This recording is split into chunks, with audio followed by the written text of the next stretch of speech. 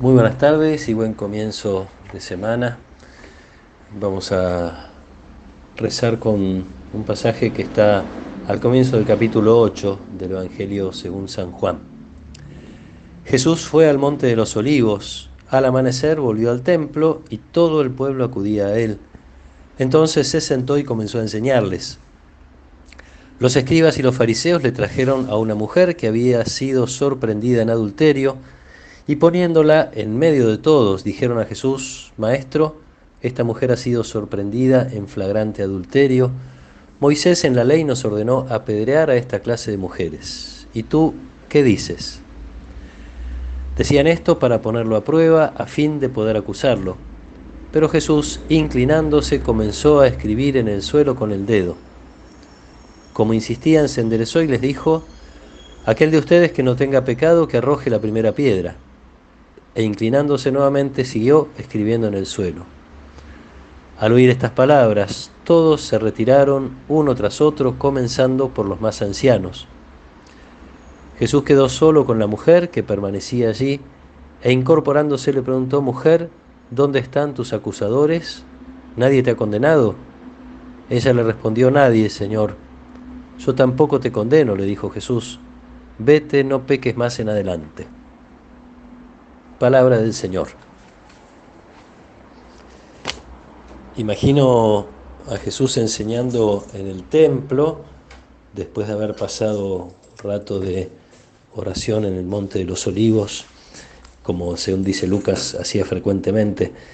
Al amanecer baja y comparte algo de su experiencia de Dios en el templo.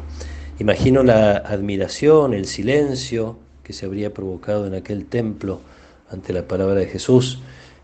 Algo nos dice Juan en este pasaje: todo el pueblo acudía a él, lo que habrá provocado Jesús en esos corazones.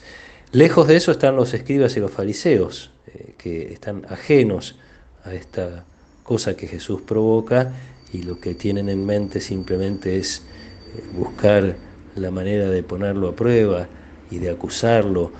No es la primera vez ni probablemente sea la última. Con la inteligencia que a veces se percibe que tenían para el mal. Me hace acordar este pasaje al de la cuestión sobre el impuesto del César. Una respuesta que dé Jesús se lo puede acusar por un lado, y si da la otra respuesta se lo puede acusar por el otro. Si dice que no hay que apedrear a la mujer, entonces se opone a la ley de Moisés. En una sociedad que no está capacitada todavía para entender que con el paso del tiempo las leyes pueden ir modificándose. La humanidad va progresando y va entendiendo las cosas de una manera diferente. Y si dice que sí hay que apedrearla, entonces se opone a su propio mensaje de la misericordia de Dios, a su notable ya predilección por los pecadores, a quienes se acerca y a quienes busca. Jesús no se deja engañar. Esto que habla también de su equilibrio, de su interioridad. Hace silencio, espera serenamente, no reacciona con violencia ni con enojo, y consigue dar una lección, yo diría magistral, a quienes venían a cuestionarlo, como a sus discípulos y a nosotros hoy, que tiene que ver con esta, yo diría, estrategia. La estrategia para perdonar nace en la conciencia del propio pecado. El que esté libre de pecado, que tire la primera piedra. Ninguno está en condiciones de juzgar a nadie. Tener experiencia personal de la paciencia que Dios tiene conmigo, de celebrar el perdón que recibo permanentemente de Él, que me hace ser consciente de mi pecado y entonces de mi incapacidad para juzgar a otros. Tengo la vista de alguna manera nublada por mis pecados, por mis historias, etc. Y ahora también pienso en estas personas que vienen a acusar a Jesús. ¿No es más pecado buscar la manera de acusar y de acabar con Jesús que el adulterio de la mujer? ¿No es mucho más grave y ellos no lo ven?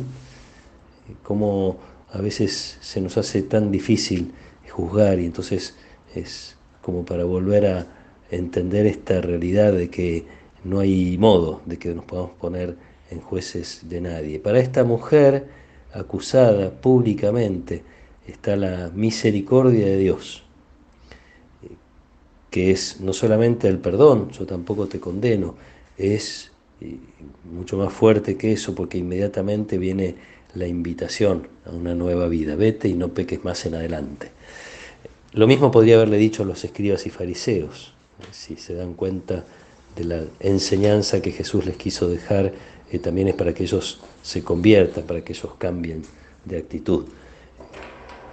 Un texto que nos viene muy bien en estos últimos pasos de la Cuaresma, preparándonos para celebrar la Pascua, para volver a escuchar esta invitación de Jesús a una vida nueva, experimentar su misericordia, su perdón, de las distintas maneras en que podamos hacerlo.